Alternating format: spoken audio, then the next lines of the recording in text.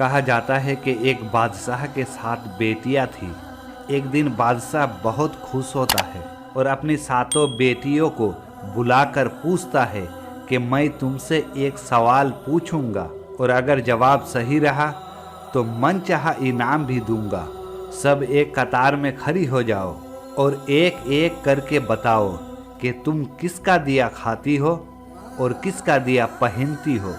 7 में से 6 बेटियां कहा कि अब्बा हुजूर, आपका दिया खाते हैं और आपका दिया पहनते हैं और आप ही की वजह से हमारी ये शान व शौकत है। ये सुनकर बादशाह बहुत खुश हुआ और सबको उनके मनपसंद चीज़ें दे दी। जब सबसे छोटी बेटी की बारी आई तो उसने कहा कि मैं अल्लाह का दिया खाती हूँ और अपनी किस्मत का पहनती हूँ और ये मेरा नसीब है। बादशाह ये सुनते ही आग बबूला हो गया और कहने लगा, ऐ कमबख्त, तुमने मेरी नाशुक्री की है, तुझे इसकी सजा जरूर मिलेगी।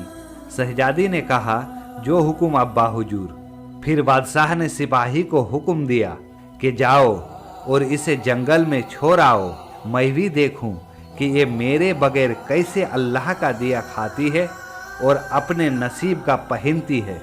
शहजादी से तमाम जेवरात वापस ले लिए गए और खस्ता हाल कपड़ों में बगैर किसी साजो सामान के बादशाह के हुक्म के मुताबिक जंगल में तन्हा छोड़ दिया गया। सब सिपाही शहजादी को छोड़ के वापस चले गए। शहजादी जंगल को देखने लगी। चारों तरफ दरख्त ही दरख्त थे और दोपहर से शाम होने वाली थी तो शहजादी ने सोचा, क्यों ना कुछ लकड़ियां जमा कर लूं और रात को अगर जलाऊं फिर कोई जंगली जानवर पास नहीं आएगा और रात भी गुजर जाएगी। फिर शहजादी जंगल में लकड़ियां ढूंढने चल पड़ी। उसकी नज़र एक झोपड़ी पर पड़ी जहां बाहर एक बकरी बंधी थी और अंदर से खांसी की आवाज़ आ रही थी। पहले तो शहजादी बहुत हैरान हुई कि इतनी वीरान जगह पर झोपड़ी। जब वो झोपड़ी के अंदर दाखिल हुई तो देखती है कि एक बूढ़ा ज़ईफ चारपाई पर लेटा है और खांसते खांसते पानी पानी पुकार रहा है। शहजादी इधर उधर देखती है तो कोने पर एक पानी का घड़ा पड़ा हुआ होता है। फिर वो गिलास पर पानी भरकर बूढ़े ज़ईफ को पिलाती है। इतने में वो ज़ईफ पूछता है, बेटी तुम कौन हो और इतने बड़ी जंगल में तुम अकेली क्या कर रही हो। फिर शहजादी पूरा माजरा बताती है कि वो यहाँ कैसे पहुँची। तो वो ज़ईफ उसे झोपड़ी में ही रहने का बोलता है और कहता है कि मैं शहर में काम करता हूँ, सुबह शहर चले जाऊँगा और 8 दिन के बाद आऊँगा, तब तक तुम यही रहो। झोपड़ी में खाने का सामान भी है और नदी पास में ही है, तो तुम नदी से घड़ा भर लिया करना। सुबह को वो ज़ईफ शहर चला जाता है और शहजादी झोपड़ी का सफाया करके बकरी का दूध निकालती है और आधा अपने लिए रख लेती है और आधा झोपड़ी के बाहर रख देती है ताकि रात को कोई जानवर भूखा प्यासा होगा तो पी लेगा और खुद अंदर आकर सो जाती है। सुबह शहजादी जब उठती है तो देखती है दूध का बर्तन खाली और पास ही एक लाल पड़ा हुआ होता है जो देखने में बहुत ही नायाब और कीमती मालूम होता है और पास ही सांप के निशान भी नजर आते हैं। तब शहजादी को याद आता है कि बचपन में उसने सुना था कि जब कोई नायाब सांप बहुत खुश होता है तो ऐसा एक लाल उगलता है कि जिसकी कीमत हीरे जवाहरात से भी महंगी होती है। शहजादी हैरान होती है और दिल ही दिल में सोचने लगती है, शायद सांप भूखा होगा और खुशी में ये छोड़ गया होगा। फिर लाल उठाकर अपने पास रख लेती है। फिर अगली रात शहजादी बर्तन में दूध रख देती है। फिर सुबह देखती है कि फिर से एक लाल पड़ा हुआ होता है। ऐसे ही 7 दिन गुजर जाते हैं और शहजादी के पास 7 लाल जमा हो जाते हैं। फिर वो ज़ईफ शख्स आ जाता है और सारा वाकया बताती है और वो ज़ईफ शख्स को 3 लाल दे देती है और कहती है, शहर जाकर ये 3 लाल बेच दो और आते वक्त महल बनाने वाला मजदूर लेते हुए आना। बाकी 4 लाल शहजादी अपने गले में माला बनाकर पहन लेती है और कुछ ही महीने में जंगल में एक आलीशान महल तैयार हो जाता है, जिसमें वो ज़ईफ शख्स और शहजादी रहने लगती है। ऐसा महल जिसमें दुनिया के तमाम ऐशो आराम नौकर चाकर मौजूद होते हैं।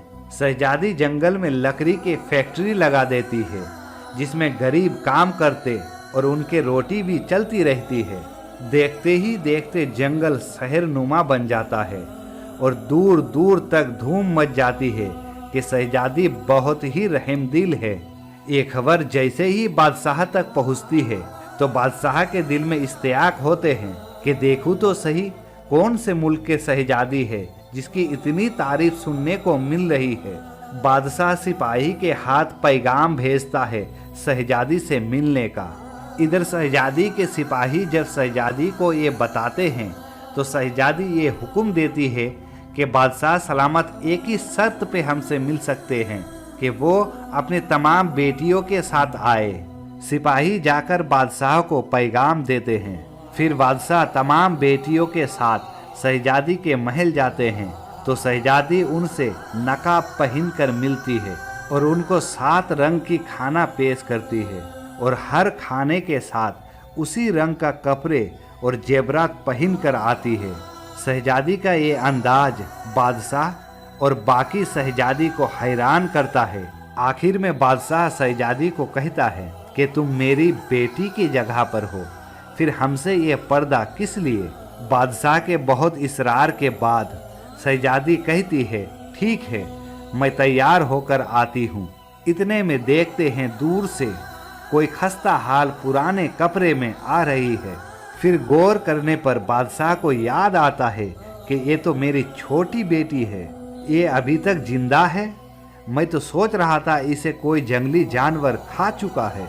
और मैं जब सिपाही को इसका खबर लेने भेजा था तो सिपाही ने कहा था वहाँ शहजादी का कोई नामो निशान नहीं है, तो ये कैसे मुमकिन है।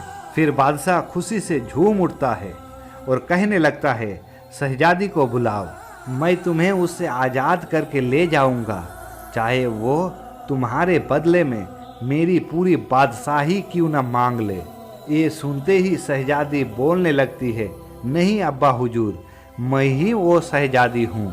मैं ना कहती थी कि मैं अल्लाह के दिया खाती हूँ और अपने नसीब का पहनती हूँ। बस उसी अल्लाह ने मुझे कहाँ से कहाँ पहुँचा दिया कि आज मैं आपसे भी ज़्यादा अमीर हूँ। ये बात सुनते ही तमाम शहजादी कहने लगती है ऐ काश हमने भी तब यही कहा होता कि अल्लाह का दिया खाती हूँ और अपने नसीब का पहनती हूँ। दोस्तों, हमेशा अल्लाह ताला के जात पर यकीन रखना चाहिए।